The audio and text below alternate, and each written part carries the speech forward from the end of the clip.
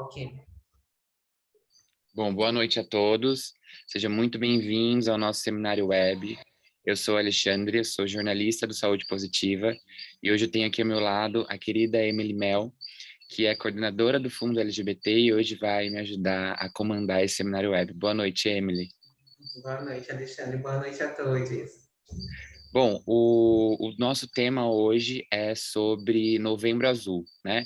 Esse mês ele discute o combate ao câncer de próstata, que é o segundo tipo de câncer mais comum entre pessoas nascidas com pênis, atrás apenas do câncer de pele e também o segundo mais letal, perdendo apenas para o câncer de pulmão.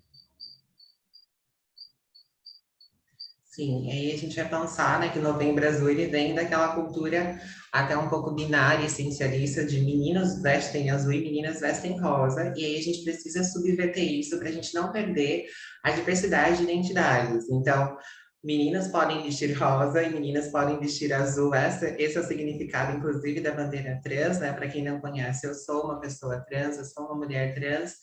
E aí a gente vai pensar que, embora o câncer de próstata ele seja o mesmo em nível molecular e celular para todas as pessoas, a gente acaba perdendo alguns pontos relevantes quando a gente pensa a população LGBTQIA+.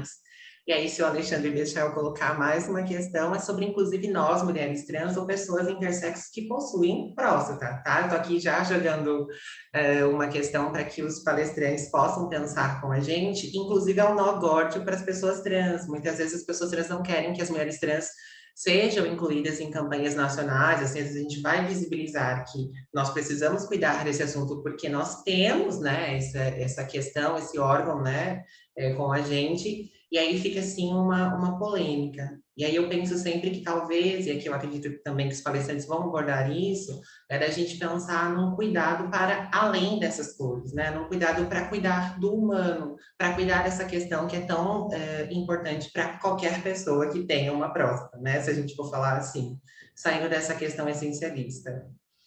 Perfeito, Emily, obrigado aí por essa contribuição incrível. Então, vamos lá, dar boas-vindas ao Vinícius Lacerda, que é médico cirurgião do aparelho digestivo e faz um trabalho fantástico nas redes sociais voltadas ao público LGBTQIA+. Vini, boa noite, mais uma vez, muito obrigado por aceitar participar do nosso seminário web. Bom, boa noite, Ale, boa noite, Emily, Marcelo. Eu queria agradecer a oportunidade de estar aqui apresentando sobre esse tema tão interessante, né? Tão importante, que está tendo muita visibilidade nesse mês, né? Como o Ale bem falou, eu sou cirurgião do aparelho digestivo, mas eu atuo também como coloproctologista, né? E aí eles me chamaram hoje para falar um pouquinho sobre esse assunto, junto com o Marcelo. Eu vou falar um pouquinho sobre algumas diferenças, sobre as nossas especialidades, sobre algumas dúvidas que o pessoal tem, e alguns exames preventivos que dá para fazer também com o coloproctologista, né? Então, para começar, o que é o Novembro Azul? Por que ele surgiu, essa necessidade de se falar sobre a saúde do homem, né? A gente sabe que cada vez estão tendo mais campanhas, cada mês tem uma cor diferente. Um dos mais conhecidos é o Outubro Rosa, que fala sobre a saúde das mamas, né? Mas a gente sabe que... Só passar aqui um pouquinho. Minha apresentação está passando ou não, né? Ela está na tela, assim, a gente está Já vendo sei na por quê, peraí. tela. Tá? Voltar aqui, pronto. Agora acho que vai. Vini, antes de você dar início, só deixa eu falar para o pessoal que está assistindo que pode deixar as perguntas no chat, que no final da apresentação a gente vai ler e vai fazer.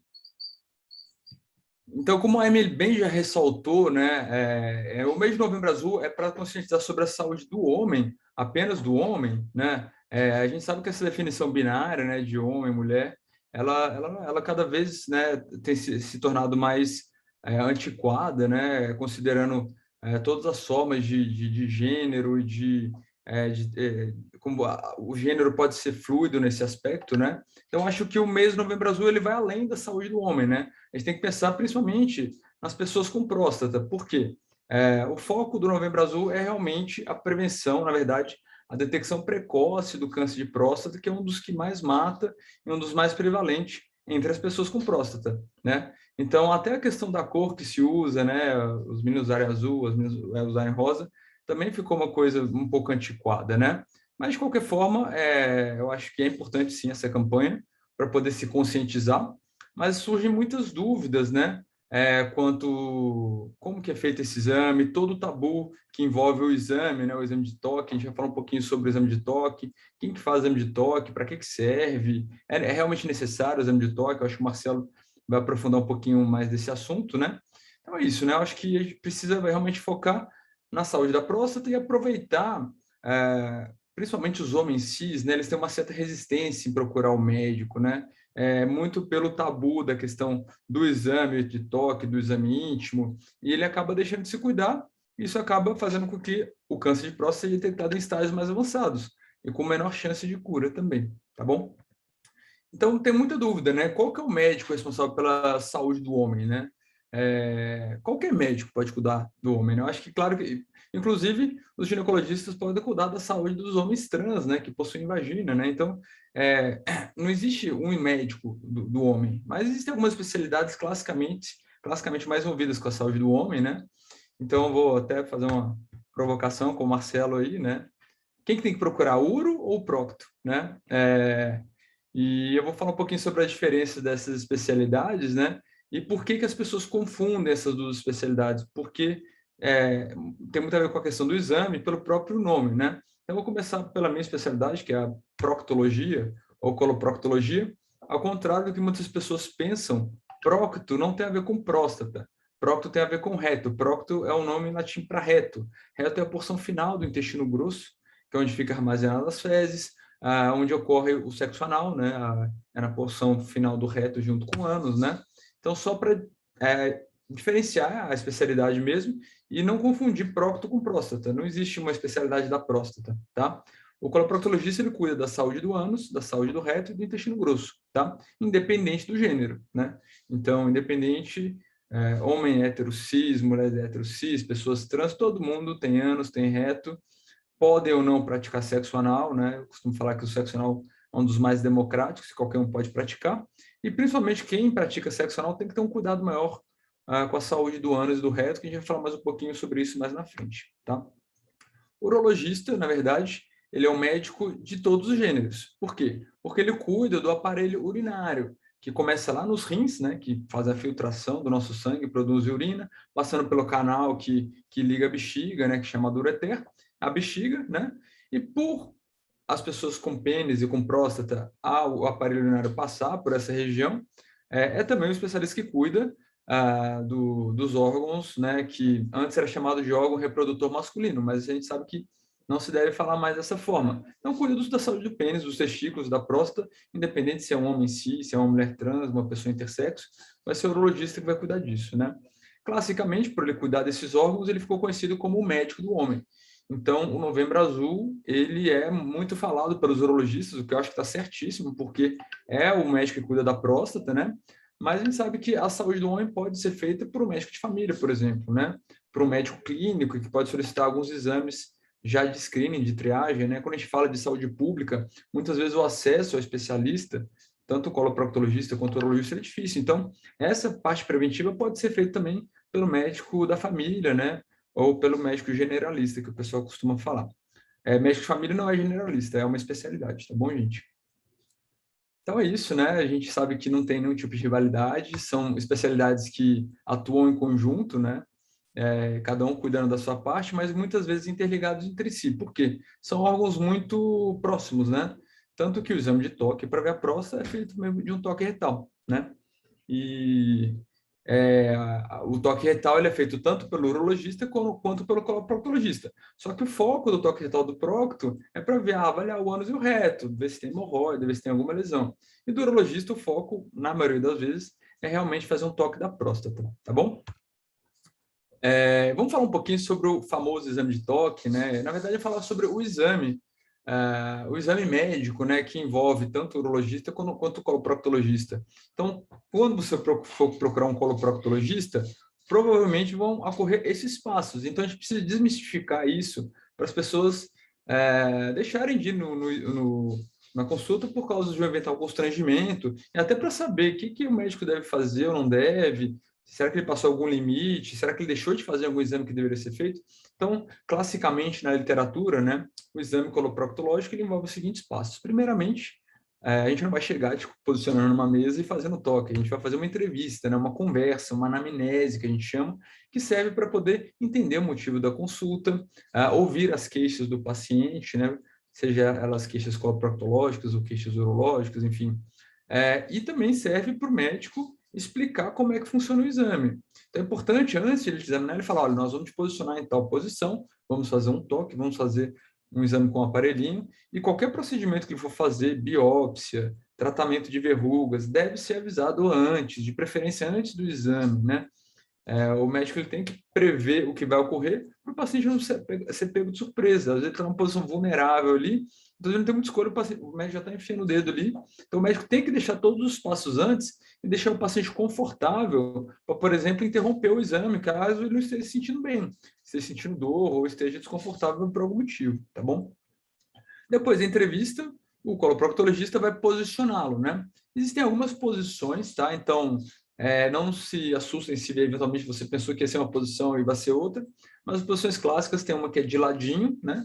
E também tem essa posição em 4 apoios, que dá uma visibilidade, às vezes, melhor para um procedimento também. Não sei se o Marcelo examina de alguma outra forma, mas normalmente a gente examina dessa forma, né? E aí, quando depois que posiciona, a gente vai dar uma olhada, vai fazer uma inspeção, vai afastar as nádegas ali, para ver se tem alguma lesão externa, alguma verruga, alguma outra doença, entendeu? Então, esse momento da inspeção ele é muito importante antes de ser feito o toque retal. A toque retal, que é compartilhado pelo uro pelo coloproctologista, normalmente ele é feito com o dedo, o indicador bem lubrificado, né? Muitas vezes se utiliza um lubrificante com um pouco de anestésico, mas que a função não é muito anestesiar, não, é mais para lubrificar mesmo, né? O toque, ele serve para identificar lesões, saber se tem algum ponto doloroso, se tem alguma lesão que dá para tocar por baixo ali, né? E um órgão que é acessado pelo toque retal é a próstata. Então, quando você toca o reto, você acaba tocando a próstata também e conseguindo identificar algum tipo de lesão pelo toque. Por isso que, classicamente, existe o exame de toque pelo urologista, tá bom? E depois, né, no caso do coloproctologista, a gente vai fazer alguns exames complementares, além do toque. Um dos mais conhecidos é a endoscopia, que é um aparelhinho que a gente coloca para poder avaliar se tem alguma lesão dentro do canal anal, tá? Esse exame não é obrigatório, tá? A endoscopia, mas ele é recomendável, porque tem muitas coisas internas no ânus, por exemplo, uma hemorroida interna, alguma verruga, alguma lesão, que não dá para ver externamente. Então, o especialista, talvez o médico generalista não tenha o anoscópio para fazer o exame ali na hora. Agora, o especialista é recomendável sempre fazer a anoscopia para ver se tem alguma lesão, tá bom? Então, basicamente, essa é a rotina do exame, né? É claro que vai ter algumas diferenças entre as especialidades, mas eu acho que não foge muito disso, tá bom? E além do exame, da história, do exame físico, muitas vezes a gente pede alguns exames complementares, tá? E esses exames podem ser feitos pelo próprio coloproctologista ou eles podem ser solicitados pelo mesmo, para ser feito em algum laboratório, ser feito em algum outro lugar, tá? E eu queria falar sobre 2 exames. Um deles são os exames preventivos do ânus, né? Da mesma forma que as pessoas com vagina e colo do útero realizam exames preventivos do câncer de colo do útero, as pessoas com ânus, desculpa, as pessoas que praticam sexo anal eventualmente, as pessoas que vivem com HIV, né, as pessoas que já tiveram algum HPV, alguma lesão mais grave no colo do útero, e pessoas que têm imunidade baixa, por exemplo, transplantados, pessoas que fazem tratamentos que diminuem a imunidade, então algumas doenças que já causam essa diminuição da imunidade, precisam fazer esses exames preventivos, com o objetivo de identificar lesões causadas pelo HPV no ânus. Por quê? Porque alguns tipos de HPV foram associados com o câncer de ânus, tá? Então, essa prevenção não é feita na população geral porque o câncer de ânus é muito raro. Mas nas pessoas que praticam sexo anal, que vivem com HIV e que têm outros fatores de risco, o risco de ter câncer de ânus relacionado ao HPV, ele é maior. Então, nessas pessoas são feitos alguns exames. Um deles é o Papa Nicolau anal, que é uma escovinha um pouco desconfortável que a gente passa no ânus. Esse escovado ele é enviado para uma análise do patologista para saber se tem alguma lesão já pré-cancerígena, por exemplo, ou se tem algum tipo de alteração causada pelo HPV, tá? Também dá para fazer com essa coleta um PCR, uma genotipagem dos tipos de HPV de alto risco. Se por acaso nesse exame vier alguma alteração, o paciente é encaminhado, então, para um exame chamado anoscopia com magnificação, que é basicamente olhar o ânus do canal anal com microscópio para ver se tem, para identificar as lesões, fazer biópsias e, eventualmente, tratar, cauterizar as lesões durante o próprio exame, tá bom? Então, as pessoas que vivem com HIV e têm relação anal passiva, têm intercurso anal receptivo, precisam ter um coloproctologista para fazer acompanhamento de perto, seja ele pelo SUS, pelo convênio particular, né? Então, se, por exemplo, você faz seu tratamento pelo SUS, talvez seja interessante pedir para o seu infectologista encaminhar para você fazer um acompanhamento com o coloproctologista, para fazer esses exames preventivos e, eventualmente, até para ajudar no tratamento de algumas doenças que podem te atrapalhar no sexo anal, como, por exemplo, as hemorroidas, as fissuras, as fístulas, né? Então, isso pode prejudicar a sua qualidade sexual. Então, o coloproctologista vai agir no tratamento, seja ele com pomadas, mudanças de hábitos, né? E, eventualmente, até tratamentos cirúrgicos, quando necessário, tá bom? Então, é importante a pessoa que vive com HIV e tem relação anal ter o acompanhamento de perto com o coloproctologista, tá bom? E aí fazer esses exames preventivos que eu falei para vocês do ânus, tá? O ânus é o finalzinho ali, é o canal anal que tem em torno de 3, 4 centímetros, tá bom? Um outro exame que o pessoal tem muito medo, tem muito receio e vive fugindo é a colonoscopia. O que é a colonoscopia? É um exame que você coloca uma câmera pelo ânus e ele vai visualizar todo o seu intestino grosso, tá? Esse exame, toda pessoa, independente do gênero, independente de história familiar, vai ter que fazer um dia. Por quê? Porque esse exame ele ajuda a prevenir o câncer de intestino e o câncer de reto, que são câncer preveníveis se você tratar os pólipos, as lesões, antes delas evoluírem para o câncer. Então, a partir dos 45 anos, toda pessoa deve fazer pelo menos uma colonoscopia e depois, né, isso vai ser feito a cada 5, 10 anos, a depender do resultado da primeira colonoscopia, tá?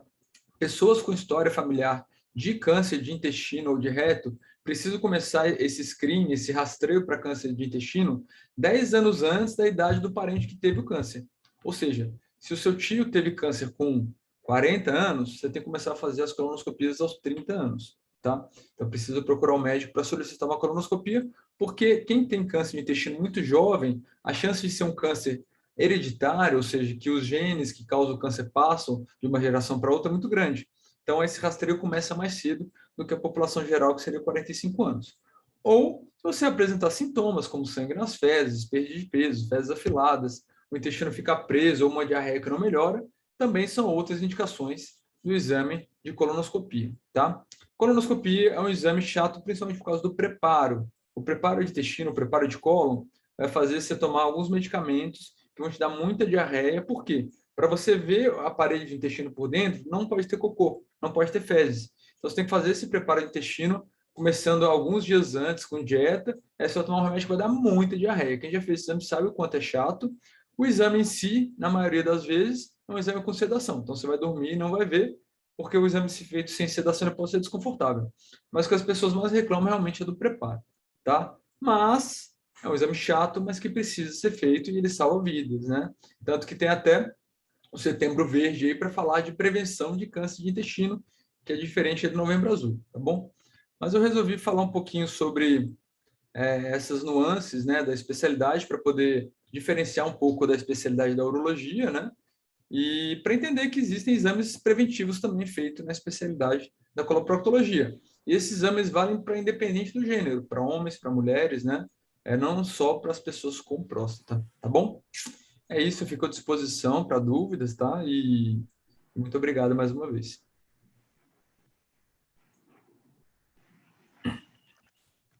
Muito obrigada, viu, doutor Vinícius? Muito obrigada pela apresentação. Tem algumas perguntas, a gente vai deixar para o final. Tá ótimo, Agradeço, obrigado. agradeço super. Tirou muitas dúvidas, eu também estou com algumas coisas para perguntar, mas vai para o final, tá bom? Eu queria apresentar o Dr. Marcelo Magalhães, que ele é médico urologista, especialista em cirurgia robótica e faz atendimento também voltado ao público LGBTQIA+. Boa noite, Marcelo, tudo bem? Boa noite, Emily. Boa noite, Vini. Boa noite, Ale. Boa noite, Marcelo, tudo bem? Beleza. Boa noite. Vini, adorei a apresentação, viu? A brincadeira. Emily, é um prazer estar aqui, viu? Obrigado pelo convite. Confesso que estou até um pouco nervoso aqui por falar para pessoas com um trabalho tão importante como de todos vocês aí. Mas vamos falar aí sobre o Novembro Azul, sobre próstata, sobre urologia, um pouquinho. Obrigada, mas fica tranquilo, tá em casa, tá todo mundo bem, a gente estava rindo bem antes da preparação, então fique em casa, tá em casa, tá bom? E obrigada. Deixa eu só...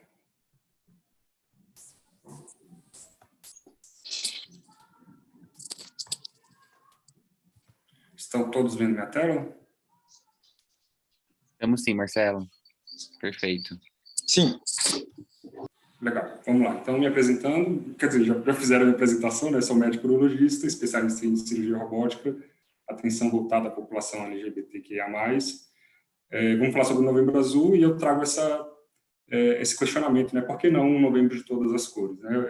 Ao decorrer da apresentação, eu vou falar o porquê disso. Mas aqui, basicamente, falando um pouco do que o urologista faz, né? Diferenciando um pouco do proctologista. O urologista, ele cuida... Urologia vem do nome urina, né? Então, tratamos do trato urinário, que vai comportar aí os rins, o ureter, que liga o rim até a bexiga, e a bexiga. E tratamos desses órgãos de todos, né? Seja pessoas com pênis, pessoas com vagina. Isso é algo que muita gente confunde, né? Acha que o urologista é médico só de pessoas com pênis, né? Mas, além disso, nós tratamos também dos órgãos, antigamente, realmente falados como masculinos, mas do pênis, né, da genitália. Pênis e dos órgãos internos, né, como a próstata, as vesículas seminais, testículo. Então, o urologista trata dessas estruturas, desses órgãos, dos problemas que podem aparecer neles. E aí vem a pergunta, quando ir ao urologista? Não existe assim uma recomendação formal, clássica, de quando ir. O que eu costumo recomendar é, no primeiro momento, na pré-adolescência, no começo da adolescência, de preferência antes de se iniciar a vida sexual, para uma orientação inicial sobre sexo, sobre prevenção, realizar exames iniciais, recomendação de vacinas, entre elas a vacina para HPV. Então, esse seria um primeiro momento. Um adulto jovem, porque... principalmente se tem uma vida sexual ativa, para poder fazer exames preventivos também, receber orientações, se não acompanha com nenhum outro médico. Eu trago aqui na imagem, né, só para lembrar que o urologista cuida também, precisa fazer todo o exame preventivo de mulheres trans, travestis, mesmo mulheres trans que fazem cirurgia de redesignação, precisam fazer o exame porque na cirurgia não é removida a próstata, né? Então a próstata continua lá e precisa ser examinada igualmente. E, assim, a recomendação, que aí sim tem um embasamento formal pelas sociedades médicas, é que todos precisam ir no urologista a partir dos 50 anos, população geral que tem próstata, e a partir dos 45, adiantamos um pouco isso para os 45 anos, para quem tem história na família de câncer de próstata. Essa idade aqui, esse momento, é para poder fazer justamente o rastreamento para o câncer de próstata, que é esse... que traz aí o Novembro Azul. Um pouquinho antes de entrar mais a fundo em câncer de próstata, queria primeiro dizer, afinal, o que é a próstata, né? A próstata nada mais é do que uma glândula, faz parte do trato genital interno, ela fica logo abaixo da bexiga. A próstata, ela, por ser uma glândula, ela secreta, ela produz secreção. Essa secreção, ela é responsável, ela tem nutrientes, tem proteínas que nutrem, que dão vitalidade para os espermatozoides, para que a fecundação ocorra. Então, essa é a função primeira da próstata. Mas a próstata é também um órgão que, além de glândula, ele é também músculo, ela também é músculo, ela tem uma parte muscular. Ela, por exemplo, que na hora do orgasmo, na hora da ejaculação, ela se contrai, ajuda a expelir o sêmen, junto com as vesículas seminais, ela que dá aquela sensação de prazer, de orgasmo mesmo, na hora da sua contração, e ela que é estimulada durante o sexo anal, né, quem pratica sexo anal receptivo. Então, ela tem essa função sexual também, e que é pouco discutida, que é pouco, que pouco se fala sobre isso. Só para lembrar aqui, o testículo produz cerca de 10% do volume do esperma, a próstata cerca de 40% e as vesículas seminais o restante. E aí, então, o que é o Novembro Azul, né? O Novembro Azul surgiu na Austrália, tem uns 18 anos, no Brasil tem uns 13 anos, vem aí dessa cultura, né, de que menino veste azul, menina veste rosa, outubro rosa para as pessoas com vagina, Novembro Azul para as pessoas com pênis, mas na verdade no fim das contas, um mês de conscientização contra o câncer de próstata, né? Cuidar-se sem preconceito. Lembrando que o câncer de próstata é o segundo tipo de câncer mais comum, né, entre pessoas com pênis, e além disso é o que segundo mais mata, é o segundo mais letal. Mesmo o câncer de próstata sendo um câncer, um tipo de câncer mais indolente. Indolente quer dizer que é um que demora para crescer, que demora para evoluir, que demora para eventualmente matar. Só que por conta do preconceito, muitos pacientes ainda são diagnosticados já numa fase avançada, em vez de serem pegos numa fase mais inicial, que é a fase onde a chance de cura é altíssima, né? Então, estágios da doença iniciais, quando tratados, as chances de cura são acima de 90%, acima até de 95% de cura realmente. E a gente não fala em prevenção, né? Muitas pessoas falam, prevenção do câncer de próstata. Na verdade, prevenção é uma medida que a gente faz para poder evitar outra, né? Por exemplo, usar um preservativo para evitar uma IST. O câncer de próstata, não, a gente não tem como evitar. O que a gente faz é um diagnóstico precoce, né? Um diagnóstico o mais cedo possível. Então, a gente tem que ir buscar ativamente a doença em quem ela pode desenvolver. Isso a gente faz por meio de um exame de sangue chamado PSA. Esse PSA é um exame que é específico da próstata. Então, assim, se o PSA vem alterado, ele indica que realmente existe alguma coisa ali acontecendo na próstata, mas ele não é diagnóstico de câncer, né? Ele só levanta a suspeita, mas outras afecções podem levar ao aumento do PSA, entre eles, por exemplo, uma infecção urinária, uma prostatite, a hiperplasia prostática benigna, que é ainda mais frequente do que o câncer na próstata. E outro exame é justamente o exame de toque retal, como o Vinícius exemplificou muito bem, né? Na verdade, o urologista, ele não cuida do ânus, não cuida do reto. Quem cuida disso é o proctologista, mas nós utilizamos do ânus e do reto para poder chegar na próstata. Então, a gente faz o exame pelo ânus, pelo reto, porque é o caminho, né? É o meio para a gente sentir a próstata. A próstata fica aqui na porção anterior, né? E aqui, com o nosso dedo, a gente consegue sentir ali alterações.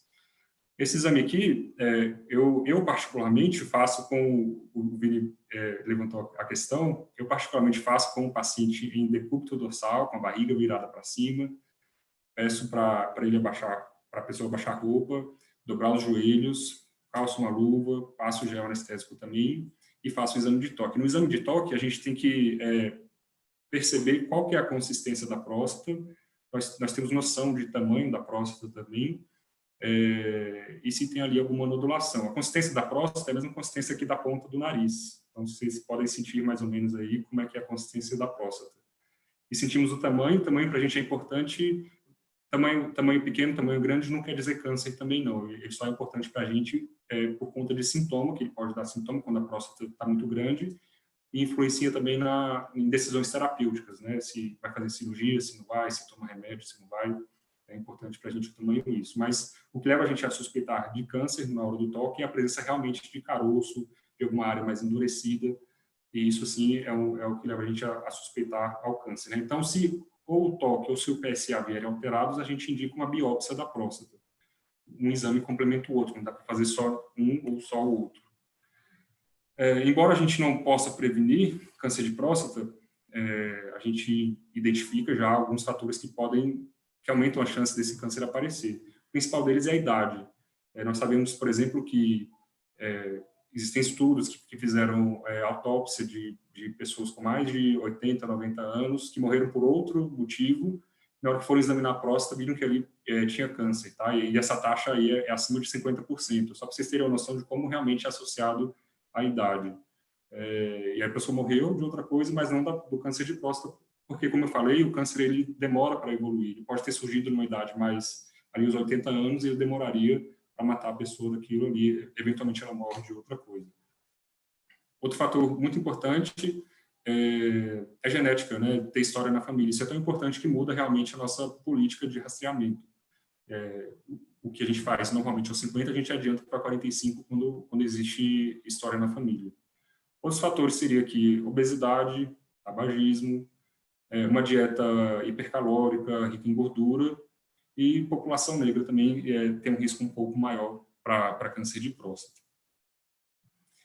Eu trago aqui essa questão, né, qual a relação do câncer de próstata com o HIV, né? Alguns estudos também mostraram, né, que pessoas que vivem com HIV e que especialmente não se tratam, a próstata ela serve como um reservatório do vírus, né? Tanto que o vírus ele pode ser detectado no esperma. Então, baseado nisso, levanta-se a pergunta, né? Será que o HIV pode de alguma forma influenciar ali na próstata no risco de se aparecer um câncer? Na verdade, assim, estudos estão saindo agora, porque somente agora nós temos pessoas que vivem com HIV, tempo bastante para terem desenvolvido um câncer, né? Então, agora que estão começando a sair estudos, mas os estudos preliminares, embora não tenham assim, uma qualidade científica tão boa, eles já mostram, eles já apontam que, na verdade, o HIV serviria como um fator protetor contra o câncer de próstata. Não se sabe assim, exatamente o porquê disso, mas os estudos preliminares mostram que ele reduz a chance de câncer de próstata em até 25% de chance mesmo, tá? E estudos ainda estão para sair para responder melhor essa pergunta. Outra pergunta que é levantada também, né, é se sexo anal pode causar câncer na próstata, né? Como o próprio Vini comentou, durante o sexo anal, o pênis, ele estimula, ele massageia a próstata da pessoa que tá fazendo sexo receptivo. Então, ali, aquele estímulo, aquela massagem, poderia aumentar a chance de câncer de próstata? A resposta é não, né? Na verdade, essa pergunta chega a ser engraçada, porque vem do preconceito, né? Se fazer sexo anal pode causar câncer e tal, é a pessoa querendo questionar, querendo levantar dúvidas sobre isso, mas fisiologicamente, anatomicamente, não existe esse embasamento e os estudos realmente não mostram que não existe relação nenhuma uma coisa com a outra. Outra questão que se levanta é o uso de hormônios, e eu vou trazer aqui tanto a questão da testosterona quanto a questão de estrógenos, né? A próstata ela é um órgão sensível à testosterona, ela precisa da testosterona para crescer, se desenvolver, ter suas funções ali 100% funcionando. Então, assim, pessoas que usam testosterona seja como anabolizante, seja como reposição, teriam, já que a próstata é sensível à testosterona, elas seriam estimuladas a ponto de causar um câncer. Os estudos também mostram que não, né? A testosterona não é um indutor do câncer, mas aí tem um detalhe importante.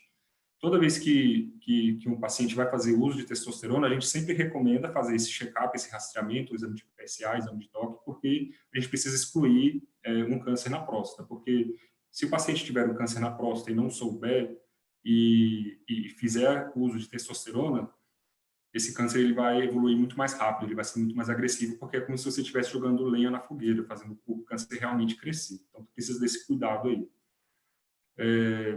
Já com relação a estrógenos, e aí eu trago a questão de mulheres trans que fazem hormonização, o uso na verdade, assim, o próprio estrógeno, ele bloqueia a produção, de certa forma, endógena de testosterona. Algumas usam bloqueadores de testosterona também. Então, assim, essa inibição da testosterona, ela, na verdade, é um fator protetor, né? Ela realmente, na verdade, diminui muito a chance de câncer de próstata. Então, o câncer de próstata em mulheres trans é extremamente raro, só que não é nulo, tá? Né? Apesar de raro, ele acontece. E de forma curiosa, quando ele acontece num estágio mais avançado, mais agressivo, porque, na verdade, aquele câncer ele aprendeu a crescer independente da testosterona. Então, é um paciente que merece, assim, um cuidado, um acompanhamento regular, como qualquer outro paciente urológico. E agora que a gente tem uma pessoa com câncer, como é que a gente trata? E a gente trata, na verdade, Primeira coisa, eu aposto que nem todos sabiam, mas em algumas situações a gente não trata o câncer logo de cara.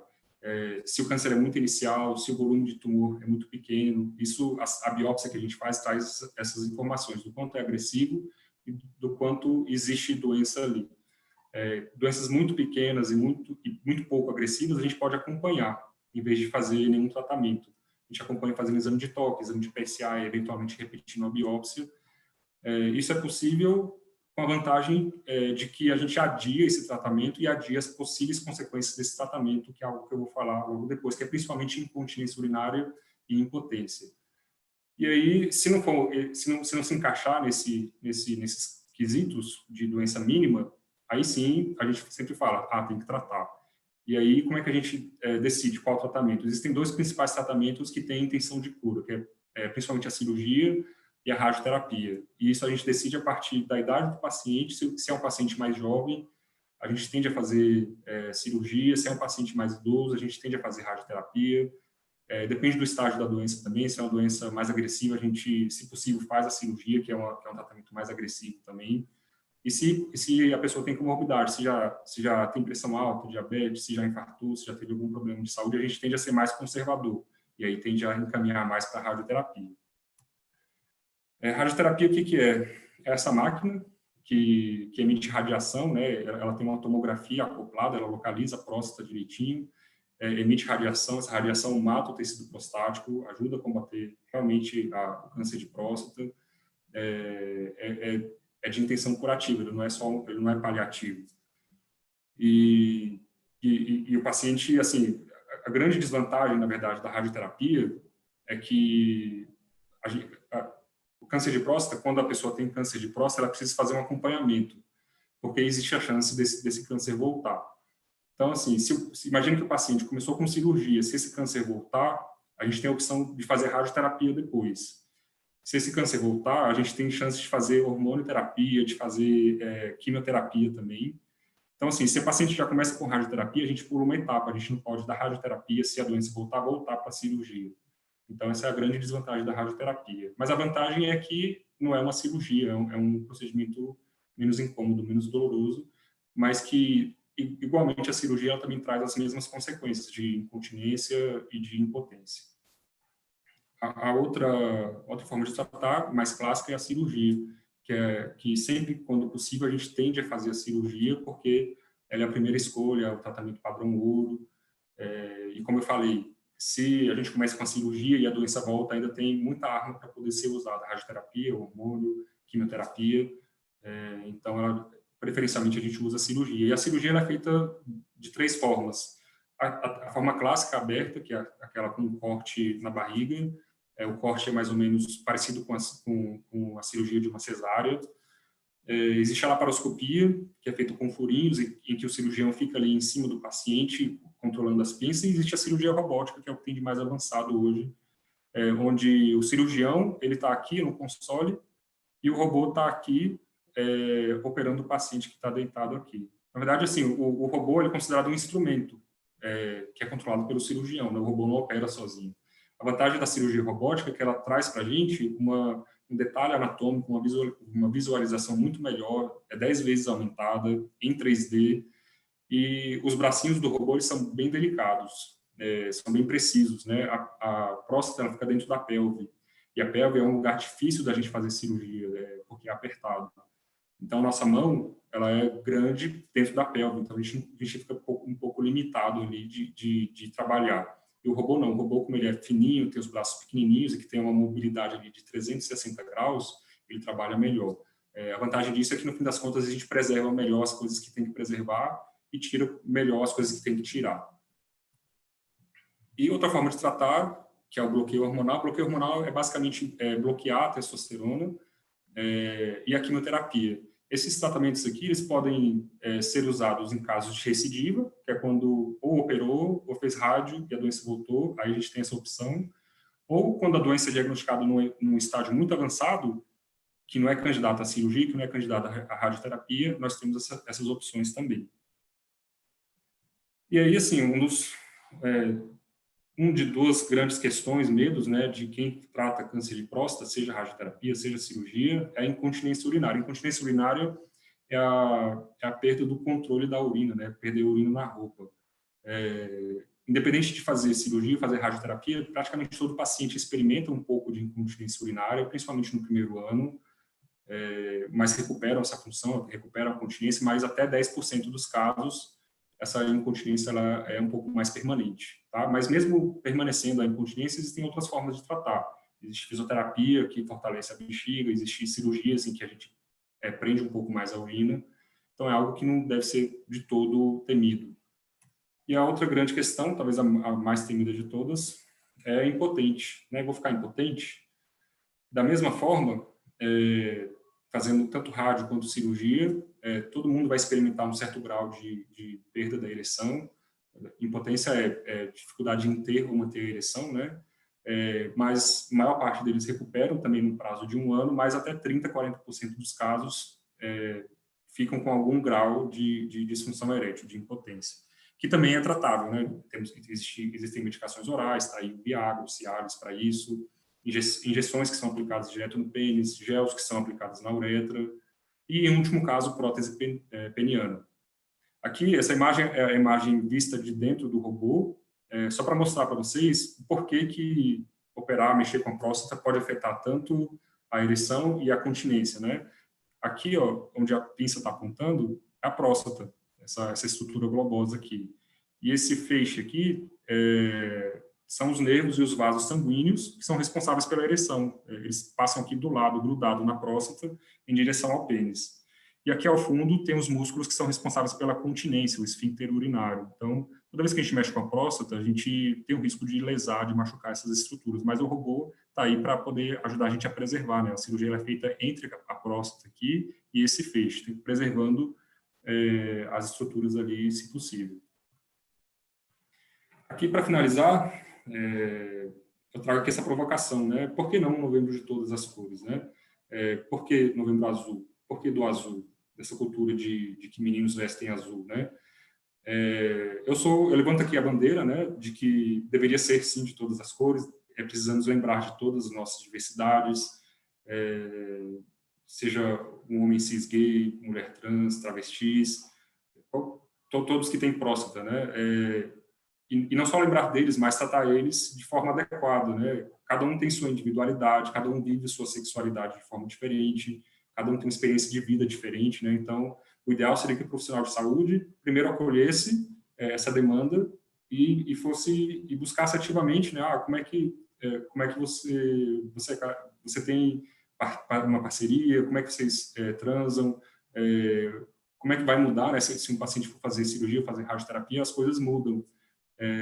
Não é incomum, por exemplo, um paciente que tem uma disfunção erétil severa e que era somente ativo, né, fazia só sexo anal insertivo, ele passa a ser passivo ou passa a fazer o sexo anal receptivo e aprende a ter prazer com isso também. Então, isso tudo precisa ser conversado, precisa ser orientado e precisa dessa atenção especial, né, que infelizmente não é dada, né, no serviço de saúde de uma forma geral para profissionais de saúde, né? Muito pelo contrário, a gente ainda sofre muito com o preconceito, com a falta de acolhimento e afeto.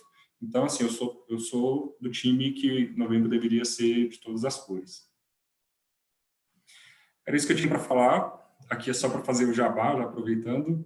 Eu e o Vini fazemos parte dessa clínica, que nós chamamos de NUMA, Núcleo de Medicina Afetiva, em que nós prezamos, né, pelo acolhimento.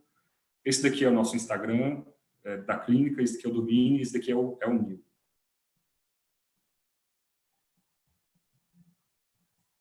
Era isso. Marcelo, muito obrigado. Foi uma apresentação incrível, muito clara.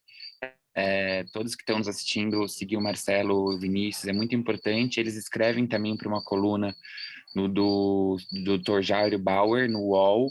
Esse mês o Marcelo escreveu sobre isso, um texto super importante. Esse mês não, desculpa, essa última semana, super importante. Então, parabéns e muito obrigado. Eu começo com a pergunta da Lia Mussi.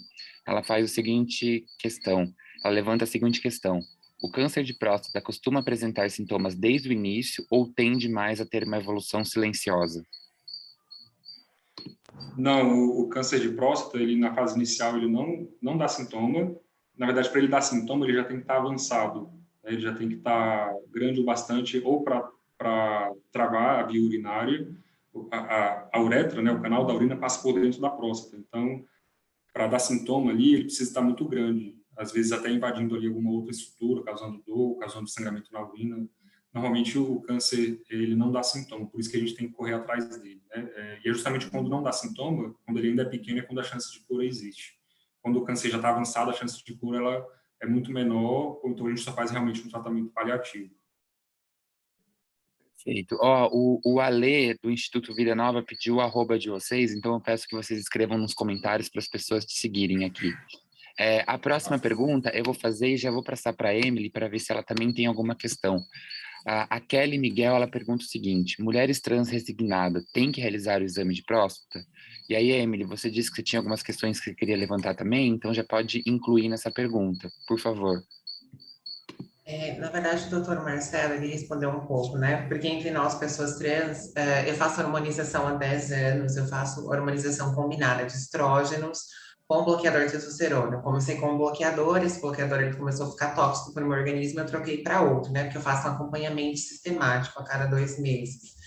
E aí, eu vi algumas mulheres trans falando que talvez nós não devêssemos estar nessa campanha, justamente porque a gente toma o hormônio que é usado para o tratamento. E aí foi muito legal você ter trazido essa questão e puder explicar de novo para nós. É importante que a gente use aqui, mesmo fazendo tratamento, mesmo tomando bloqueador, a gente precisa estar cuidando do nosso corpo, né? Isso não é só uma questão de essencialização de gênero ou, sei lá, de retorno ao gênero, é uma questão de cuidado em saúde, né? Eu sou psicóloga formada em práticas em saúde, então é um cuidado em saúde, então trazendo essa questão. Eu tenho mais outra, que seriam para os 2 doutores, que não tem a ver com as pessoas trans, mas tem a ver com o público em geral, principalmente homens cis. E aí eu vou dar um outro exemplo. Na minha família, os homens cis tendem a ter câncer de próstata. E é muito problemático, porque a gente tenta falar, a gente tenta conversar. E isso não é só da minha família. Eu percebo que eu sou nordestina, tá? Eu sou de Natal, RN. Eu percebo que aqui no Nordeste existe, não sei nos outros estados, mas aqui no meu estado é uma cultura muito machista, de que um homem que faz esse exame, né, que vai no proctologista, ele tá perdendo a masculinidade, aquilo está sendo violado, tudo aquilo que a gente já ouve. Como a gente pode conscientizar melhor esses homens, né, cis, eu estou falando de homem cis hétero, que é um padrão, inclusive da minha família, a estarem buscando esse cuidado de uma forma sensível, porque só falar, às vezes, falar assim, olha, você vai morrer de câncer, não adianta. Estou jogando para a gente pensar. Miles, quer falar sobre essa questão de preconceito? Posso falar? Queria pedir desculpa que eu estou aqui no Uber, estou indo para o plantão, mas estou ouvindo tudo aqui. Então, isso é uma coisa que permeia, né, as consultas, né? Eu já ouvi gente falar que prefere ter câncer a ser tocado, né? E apesar de toda a conscientização, a gente explicar a importância e tudo mais, ainda tem esse tabu. E esse tabu envolve principalmente a homotransfobia, né? E envolve também uma questão de machismo, né, estrutural, que precisa mudar, né? Precisa realmente, eu acho que é aí que vem a importância do Novembro Azul, do Novembro de todas as cores, para as pessoas desmistificarem o exame, tentar levar isso para essa informação, porque às vezes a pessoa ouve do vizinho que foi, aquilo outro, e virou motivo de chacota. Então, se a gente conseguir fazer campanhas que cheguem a esse público e com uma informação clara, e, né, assim, sem puxar sardinha, igual a gente mostrou os detalhes do exame, da posição, como é feito, que não tem nenhum tipo de violação, que a individualidade do paciente é respeitada, né? Que o paciente, se ele se sentir desconfortável, ele não é obrigado a fazer nada.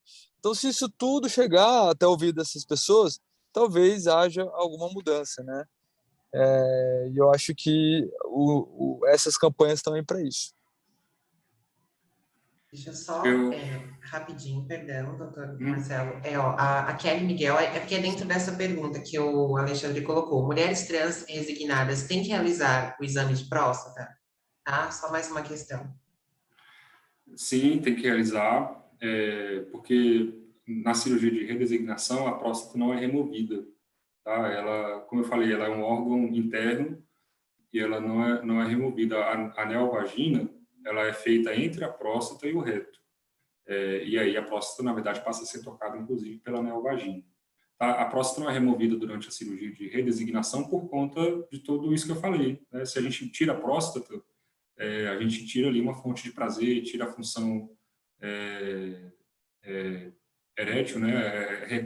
O pênis ele é reconstruído, mas a função ali de ereção, de prazer, ele permanece. Então, se a gente mexe com a próstata, a gente tira a inervação, tira os vasos sanguíneos. Então, a próstata não é feita a retirada dela durante a cirurgia de redesignação. E ela estando ali presente, apesar de fazer hormonização, fazer bloqueio de testosterona e tudo, é mais raro, como eu falei, porque falta testosterona, mas não é nulo, né? Existem casos bem descritos e que, inclusive, quando acontecem, eles costumam ser até mais graves, mais severos. Então, sim, precisam fazer o rastreamento, sim. Agora, a última pergunta vem do Igor. Ele diz: após várias tentativas de fazer sexo anal receptivo, mas sempre com dor e incômodo, seria melhor parar de tentar para não ver risco de algum problema no reto? Vini. Posso responder? Então, eu não vi o nome de quem perguntou. Igor, Desculpa. Igor. Igor. Então, Igor, eu acho que a sua dúvida é muito importante, tá? Existem algumas pessoas que, por exemplo, antes tinham relação normal e de repente começam a ter dificuldades. Tem pessoas que antes sempre tiveram dificuldades, né?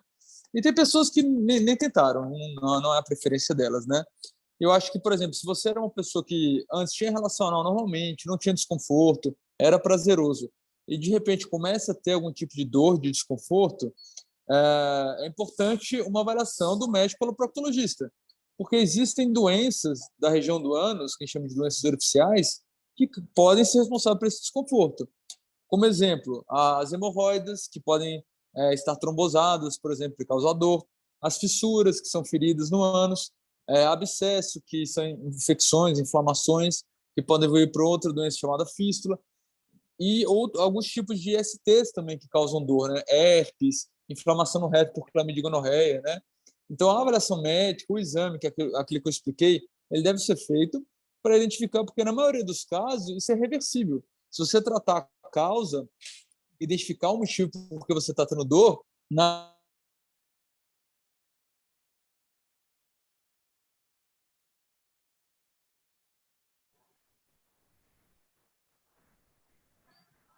Acho que o Vinícius travou. Acho que o Vini travou, mas tudo bem, acho que ficou muito claro a pergunta, a resposta, na verdade. Bom, acho que não temos mais perguntas. E agora, voltou? Pronto, Vini, voltou. Pode Eu acho que continuar. entrou a internet aqui do hospital. Em que ponto que travou, Ale? Que você estava falando se ele se sentir dor para procurar um proctologista para fazer, porque pode ser uma fístula, e parou aí. Então, e aí, se você começa a sentir desconforto na relação, você não deve parar o sexo anal, aliás, você deve parar por um tempo e procurar a ajuda do especialista, né? De preferência, o médico proctologista, um cirurgião digestivo, de preferência que você tenha alguma indicação que ele tenha um bom trato com as pessoas que praticam sexo anal, pessoas LGBTQIA+, ou mulheres que praticam sexo anal, enfim, para poder ter um acolhimento, né, um atendimento que não puna você por praticar o sexo anal, tá bom? Perfeito, Vini, muito obrigado, viu? Olha, Emily, quer falar mais alguma coisa? Quer fazer mais alguma pergunta? Eu queria só a Liza, ou Lisa, não sei mesmo falar Lisa. Para as pessoas que já retificaram o nome, ainda a tabela do SUS não está preparada para nos atender. Ou se já está, muitos médicos continuam de deixar atender a gente porque não recebe pela consulta. Ela está dizendo que muitas vezes tenta fazer a consulta, né? Acho que é com o urologista ou proctologista, e não consegue porque já retificou o nome. Elas recebem um não como se mulheres cis, né? Porque ver um nome feminino deve estar associando a uma mulher cis como se não devessem ter acesso, pelo que eu entendi da pergunta. Então, muitas pessoas, ela está fazendo aqui um desabafo, uma afirmação, e eu queria saber a opinião de vocês. Muitos médicos não atendem quando se Eu acho identifica o que nome. vocês podem comentar se há um jeito de enfrentar esse tipo de situação, assim, existe um Sim. caminho que a pessoa pode fazer? Essas pessoas, eu acho que depois o Marcelo pode complementar, elas são amparadas. A gente tem uma política Nacional de Saúde Integral LGBTQIA+. Uma das medidas dessa política, uma política do SUS, do Ministério da Saúde, que existe desde 2010, é o direito ao nome social, tá? Então, normalmente, nos prontuários, está identificado como nome social, né? Então, de certa forma, o médico ele consegue saber que teve essa retificação de nome. Então, se caso você foi recusado o atendimento por ser mulher, primeiro que está totalmente errado, porque o urologista também atende mulheres cis e homens trans, enfim, as pessoas que não têm próstata, tá? Então, já começou errado daí, tá? E segundo que é preconceito e sim você deve procurar algum órgão, algum tipo de regulamentação do SUS e eventualmente até o Conselho Federal de Medicina para poder fazer essa denúncia. Exato, o Vini falou muito bem. O urologista cuida de pessoas que têm rins, bexiga, próstata, uretra, isso independe de gênero, de qualquer coisa.